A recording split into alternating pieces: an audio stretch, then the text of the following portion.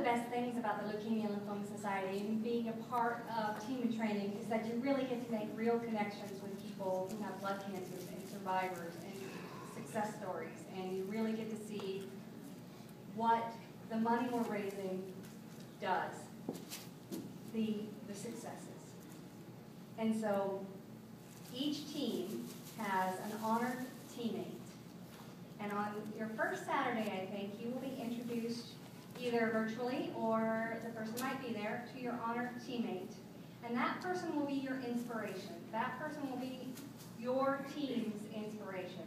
And it'll be a reminder always, that's why we're here. That's what we're doing. In this room, I know there are people who personally have been affected by cancer. If any of you out there are affected now or have been affected with a blood cancer or any cancer, please stand and let us recognize you and thank you for motivating us to be here.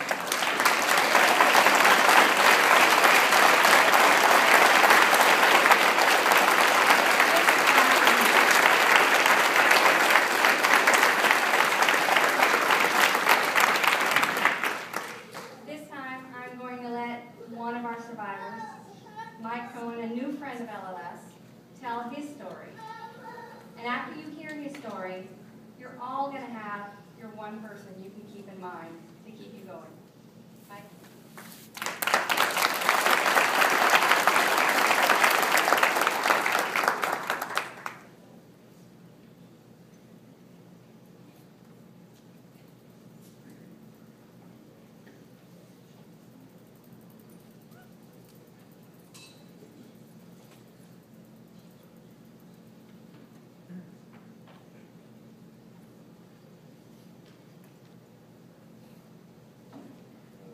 Not sure this is going to work very well, but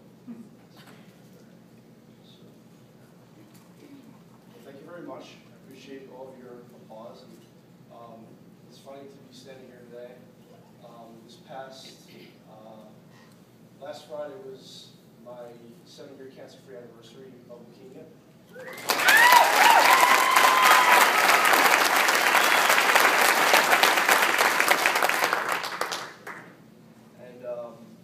I was diagnosed in 2004. I was 18 years old. I was turning 19, and I was living in New York. I'm originally from New York City, and I was going to culinary school, and I was pursuing the career of a professional chef. And just one day I was shaving, and I had these lumps underneath my throat, and I wasn't exactly sure what they were. At the time, I mean, you don't really think of the worst at that point. You just go along, you ignore it, and being 18 years old, you think that you're invincible. And weeks went by, and I started feeling worse and worse and worse. Yeah.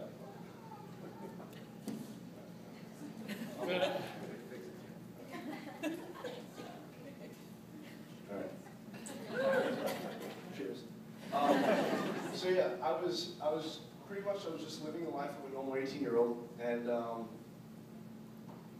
just one day I was walking to work, and it was snowing at the time. I mean, it's not very common out here, but it was snowing, and I had phlegm, spit it up, and it was covered in blood.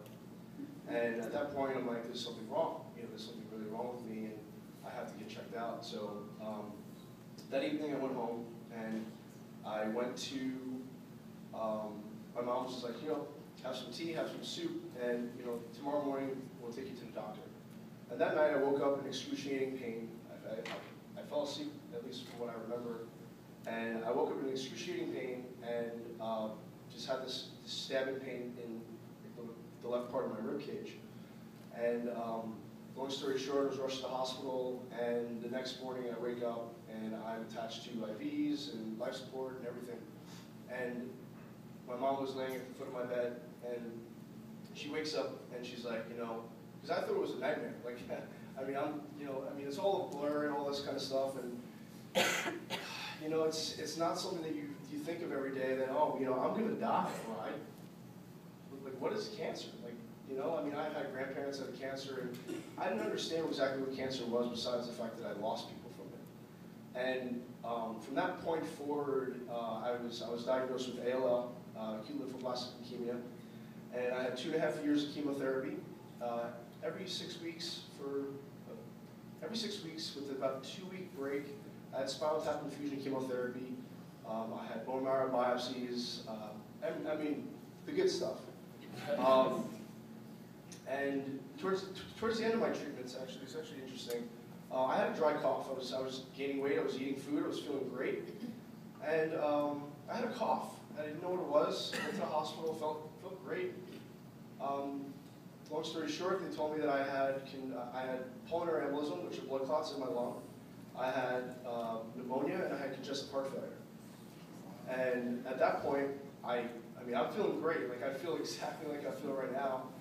And I asked the cardiologist, I'm like, so when can I get out of here? Like, you know, I gotta go back to school. I have these things I want to do. He's like, you're probably not going to be in the hospital. And from that point forward, I would say everything went the opposite direction. I moved out to San Diego to live, to go to an area where it's beautiful and where, you know, every turn that I took would not remind me of being sick and being a cancer patient and all the different, you know, experiences that you have as being a cancer patient. And I went the opposite direction, and I started living, and I started gaining back my weight. I mean, like originally I lost about 35 pounds. I lost every muscle in my body. And this past April 1st, I decided to celebrate my 6 years cancer-free by riding my road bike that you see in front of you, 3,168 miles to New York City to thank my oncologist.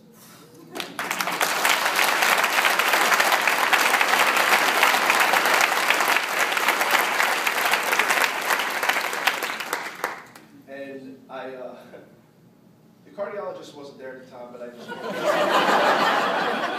to make sure that he knew about what was going on. And, as a result, I am now, like I said, this past Friday, I'm 7 years cancer-free. I'm turning 28 years old. And cancer was the best thing that ever happened to me. And a lot of you might never understand it. A lot of you might. I can't speak for everybody. But all I can say is that the experiences that I see and the people that I see, you don't realize how strong you are and what you have before you don't have it. And, you know, to look at a map and to say that I rode from that point, you know, the bottom left to the top right part, and to say that, you know, 9 years ago, in my left hand, I was holding the IV pole that held my chemotherapy to walk 25 feet from my hospital bed to the elevator and back, and that was my exercise. And then 9 years later, I could say that I rode 3,168 miles on the same muscles that I lost. And this is what you guys are here for. And I mean, there are many stories out there that are, you know, like myself, that are better, I mean, everybody has a story. And, you know, if you guys need anything at all, like, I want to just let you guys know that you can come to me for any kind of resources, any kind of questions.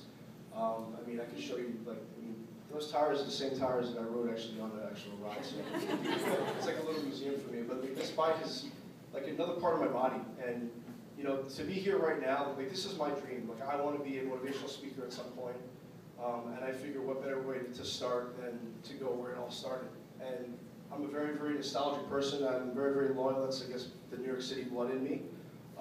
But I see you guys all here today, and you guys are about to get, you know, training. You know, it seems like a lot of you guys already, you know, have participated in everything, and that's amazing. And some of you guys are about to start, and, you know, like, just enjoy this. Like, being on the bike. I mean, I'm not the biggest fan of running, but I mean, you know, to use a bike as my transportation is something I'm used to. I'm just not used to having to walk everywhere. It's weird. But yeah, but enjoy this. I mean, you know, there's a lot of people out there that would love to be in your position, and the fact that you're raising money for this organization, they're a very, very big part of my goals and my aspirations for, you know, for the next 50, 60, 70 years that I plan on living. But thank you very much, guys, for having me and listening to my story, and good luck. And again, if you have any questions, if you need anything, you can definitely come to me. So, you guys.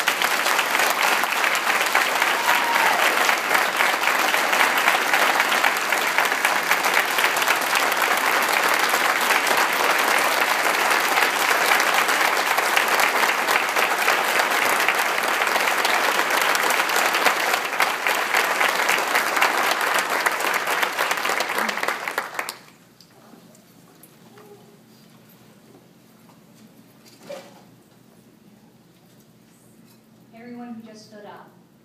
Now we all have our one. That is the person we can think of. Thank you so much, Mike.